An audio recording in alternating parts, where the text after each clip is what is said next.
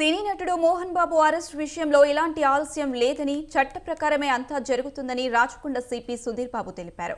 ఇప్పటివరకు మంచు కుటుంబంపై 3 ఎఫ్ఐఆర్లు నమోదయ్యాయని చెప్పారు. ప్రస్తుతం విచారణ జరుగుతుందని, చట్టపరంగా ఎలా ముందుకు వెళ్లాలో అలాగే వెళ్తామని స్పష్టం చేశారు.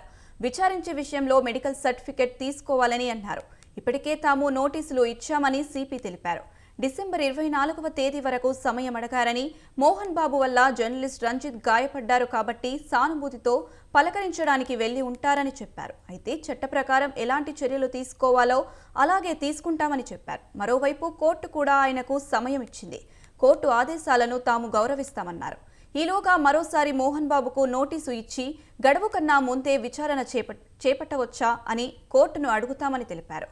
కోర్టు ఇచ్చే సూచనలను బట్టి నడుచుకుంటామని సిపి వివరించారు.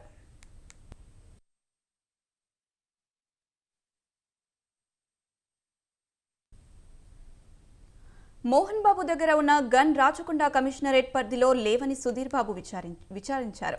మోహన్ బాబు గన్ను చిత్తూరు జిల్లా చంద్రగిరిలో డిపాజిట్ చేశారని చెప్పారు. ఇప్పటికే మంచు విష్ణు, మంచు మనోజ్లను పిలిచి మాట్లాడమని, ఇద్దరితోనూ బ్యాండ్ కూడా రాయించుకున్నామని చెప్పారు. శాంతి భద్రతలకు విఘాతం కలిగించేలా ప్రవర్తిస్తే ఖచ్చితంగా చర్యలు తీసుకుంటామని చెప్పారు.